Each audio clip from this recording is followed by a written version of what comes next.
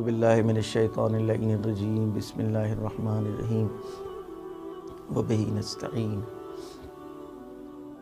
حضرات السلام علیکم۔ اس وقت دنیا کے ایسے حالات ہیں کہ جس سے پوری دنیا پریشان ہے، ہر طرف موت کا اندھیرا ہے اور موت ہے جو انسانوں کے سروں پر منڈلا رہی ہے۔ انسان کا کمال، انسان کی شرافت، انسان کی بلندی اس کے فیصلوں میں ہوا کرتی ہے۔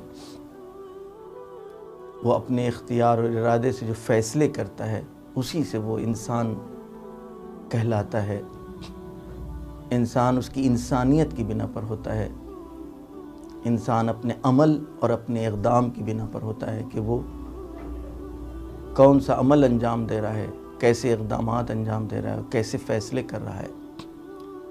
اور اگر ہم کھانے اور پینے اور سونے کو انسان کہیں اور اس کا نام انسانیت ہو جائے تو پھر ہم سے کئی گنا زیادہ جانور ہیں کہ جو کھاتے اور پیتے اور سوتے ہیں اور کسی کو نقصان بھی نہیں پہنچاتے ہیں۔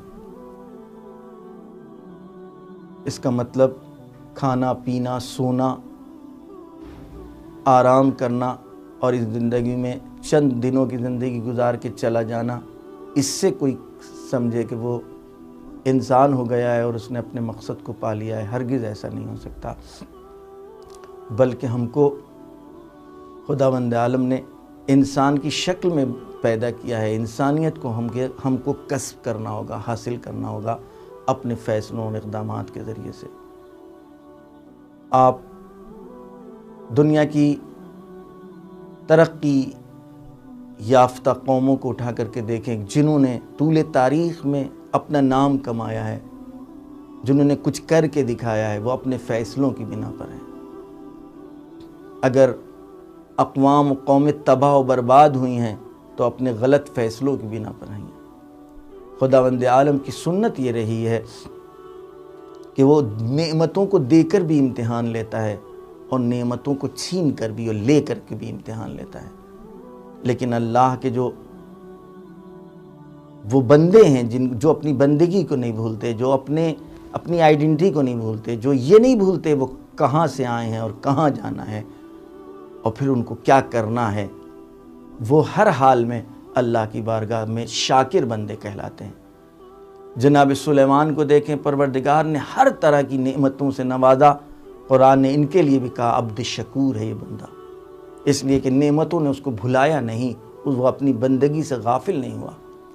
جناب ایوب کو بعنوان امتحان اور آئیڈیل پیش کیا کہ جس سے خداوند عالم نے تمام طرح کی نعمتیں لے لی تھیں اور صرف یہ دکھانا تھا کہ میرا خاص بندہ اگر اس سے یہ دنیاوی نعمتیں لے جائیں تب بھی وہ اپنی بندگی کو نہیں بھولتا ہے۔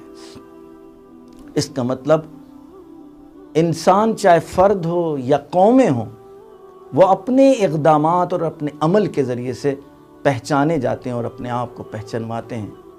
ہم جس سماج اور معاشرے میں زندگی گزار رہے ہیں اس میں ہم کو یہ دیکھنا ہوگا کہ ہم کیا کر رہے ہیں اور جو کچھ ہو رہا ہے اس کے مقابل میں ہماری ذمہ داری کیا ہے۔ اگر ہم اپنی آنکھ بند کر لیں تو ہم انسان نہیں کہلائیں گے، ہم اپنے کانوں کو بند کر لیں تو ہم انسان نہیں کہلائیں گے۔ ہم کو اسی پرآشوب اور شور والے سماج میں رہ کر اپنی کانوں کو کھولنا ہوگا، اپنی آنکھوں کو کھولنا ہوگا، اور اس کے بعد جو ہم فیصلے کریں گے اس سے ہم انسان بن سکتے ہیں۔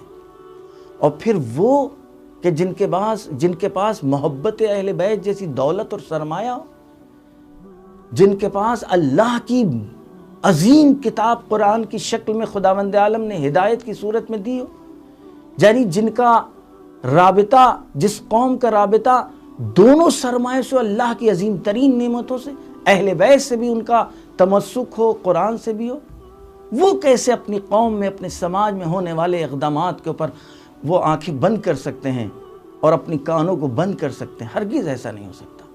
انسان کتنے دن زندہ رہے گا؟ 100 سال، 200 سال؟ لیکن آخر میں تو اس کو اس دنیا سے جانا ہے، وہ اپنے فیصلوں سے یاد کیا جائے گا، اپنے اقدامات سے یاد کیا جائے گا۔ کہیں ایسا نہ ہو کہ ہم خاموش رہ کر یہ سمجھ کر کہ بھائی ہم سے کیا مطلب ہے، ہمارا اس میں کیا رول ہے، ہم کہیں لعنت کے مستحق نہ بن جائیں، لعنت کے حقدار نہ بن جائیں۔ ہم جب زیارت پڑھتے اپنے مولا کی، اپنے امام کی، تو کیا کہتے ہیں؟ لعن اللہ امتن قتلت کا ولعن اللہ امتن سمعت بذالک ورضیت بہ۔ لعنت اس گروہ اور اس امت اور اس قوم پر بھی کہ جنہوں نے آپ کو قتل کیا ہے، اور لعنت اس گروہ اور اس قوم پر بھی کہ جنہوں نے اس پورے ماجرے کو دیکھا اور خاموش رہے اور راضی رہے، وہ بھی لعنت کے مستحق ہیں۔ آپ قرآنی سنت کو اٹھا کر کے دیکھیں کہ موجودہ جو نصارہ تھے، جو یہودی تھے، ان کو خداوند عالم نے گویا لعنت سے خطاب کیا ہے۔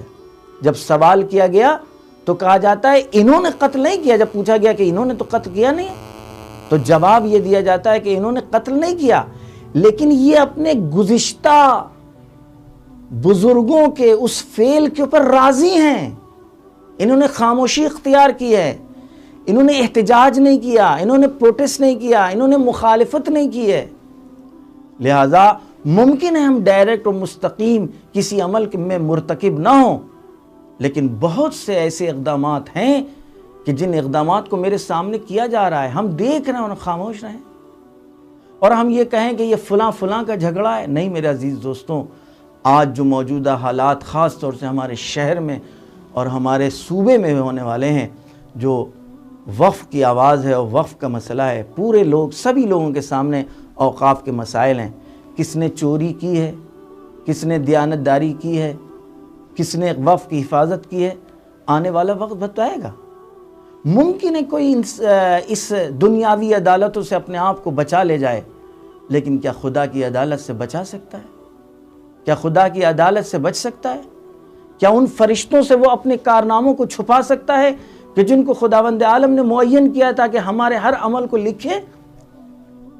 اگر کوئی یہ کہتا ہے تو وہ بے شعور ہے، بے عقل ہے، اور یا پری پلاننگ سازش ہے کہ وہ کہے کہ یہ جھگڑا دو لوگوں کا نجی جھگڑا ہے اور یہ دو شخصوں کا جھگڑا۔ ہرگز ایسا نہیں ہے۔ ممکن ہے بعض لوگوں کے منافع و منفعتیں اس میں شامل ہوں، حقیقت میں میرے سامنے، آپ کے سامنے وہ شخص جو قرآن کا انکار کر رہا ہو، جو قرآن پر چیلنج کر رہا ہو، جس کے چیلنج کے جواب آج تک بشریت میں کسی نے نہ دیا ہو، جو کہہ رہا ہو اگر تم اس میں ذرہ برابر شک و شبے میں مبتلا ہو تو لاؤ اس کا جواب لے کر کے آؤ۔ بڑی بڑی حکومتیں، بڑی بڑی طاقتیں نیست و نابود ہو گئیں اور برباد ہو گئیں، لیکن قرآن کا جواب نہیں لا سکے۔ جس قرآن کو علی نے پیش کیا، جس قرآن کی حفاظت حسن نے کی، جس قرآن کی حفاظت نو کے نیزہ پر اسی قرآن کی تلاوت امام حسین علیہ السلام نے کی، کیا یہ قرآن کی حقانیت کا اعلان نہیں تھا؟ مگر بنی امیہ اور بنی عباس کا یہ کام نہیں تھا کہ وہ قرآن کا انکار کر دیں اور وہ قرآن کو بھلوا دیں معاشرے اور سماج سے؟ کس نے اس قرآن کی حفاظت کی، کس نے اس قرآن کو بچایا، اور کس نے آج تک اس بشریت تک اس قرآن کو پیش کیا اور اس قرآن کے پیغامات کو پہنچایا ہے؟ اہل بیت کے علاوہ کوئی اور ہیں؟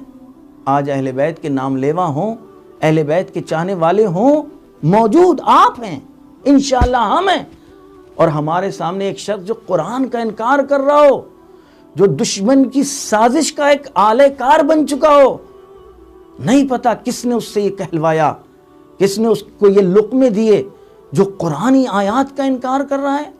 اس کو سوچنا چاہیے تھا، پوچھنا چاہیے تھا، دیکھنا چاہیے تھا کہ یہ نیا اعتراض نہیں ہے۔ طول تاریخ میں جو لوگ قرآن کے دشمن تھے، جو دین کے دشمن تھے، جو اسلام کے دشمن تھے، جو حضرت محمد مصطفیٰ صلی اللہ علیہ وآلہ وسلم کے دشمن تھے، جو اہل بیت کے دشمن تھے، ان کی طرف سے اس طرح سے الزام تراشی مستقل ہوتی رہی ہے۔ ہمارے اہل بیت نے، ائمہ نے ان کا جواب دیا ہے، بتایا ہے کہ ان آیات کا مطلب کیا ہے، یہ آیات کی شان نزول کیا ہے، یہ آیات کن لوگوں کے سلسلے میں نازل ہوئی ہیں۔ لیکن آنکھ بند کر کے کوئی آئے اور اس طریقے کی الزام تراشی کرے اور سینہ چوڑا کر کے ہمارے معاشرے اور سماج میں اس طریقے سے، اور آج پھر دوبارہ جب چناؤ کا موقع آئے اور ہم پھر آنکھیں بند کر لیں، ہم پھر اپنی سماعتوں کانوں پر ہاتھ دھر لیں۔ خدا کی قسم ہمیں جواب دینا ہوگا. ہم اپنے عمل کے ہیں. میری قبر میں کوئی مولانا نہیں آئے گا, میری قبر میں کوئی مولوی نہیں آئے گا, میری قبر میں کوئی نیتا نہیں آئے گا, کوئی منسٹر اور کوئی حکومت نہیں آئے گی. میری قبر میں میرا عمل آئے گا. ہماری قبروں میں ہمارے اقدامات, ہمارے فیصلے آئیں گے. ہم نے کیا کیا کل؟ اگر ہمارے اس ہم جو بھی فیصلہ کر رہے ہیں, ہم نے جو بھی قدم اٹھایا ہے, ہمارے پاس جواب ہونا چاہیے کہ کل روز محشر اگر امام ہم سے سوال کر لیں, اگر خداوند عالم کی بارگاہ میں ہم سے سوال کر لیا جائے تو ہم جواب دینے کی طاقت رکھتے ہوں, ہمارے پاس دلیل اور حجت ہو. لہذا ہم اپنے آپ کو متوجہ کر رہے ہیں, اپنے جوانوں کو متوجہ کرنا چاہتے ہیں, خاص طور سے ان محترم ان لوگوں کو کہ جن کو اس وقت قانون نے یہ حق دیا ہے کہ وہ اپنے ووٹ کا استعمال کریں.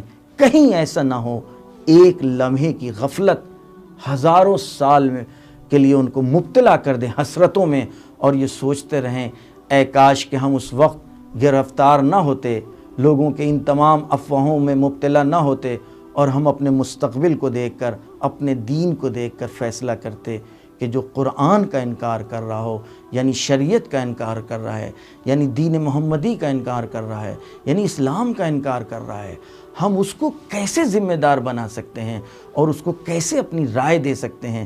ووٹ دے دینا یعنی اپنا پورا اختیار دے دینا. ایسا جو قرآن کا انکار کر رہا ہو, کیا ہم ایسے شخص کو اپنا اختیار دے سکتے ہیں, اپنا اختیار سونپ سکتے ہیں؟ سوچیں, غور کریں اور پھر فیصلہ کریں. روز محشر ہم نے اپنی طرف سے اپنی ذمہ داری پوری کر دی ہے. وما علینا الا البلاغ. ہم نے جو ذمہ داری کی طرف متوجہ کرنا تھا وہ پیغام پہنچا دیا. آپ ہیں اور آپ کے فیصلے ہیں. قبر کی تاریکی اور تنہائی ہوگی اور آپ کا عمل ہوگا اور آپ کو جواب دینا ہوگا. وآخر دعوانا ان الحمد للہ رب العالمین.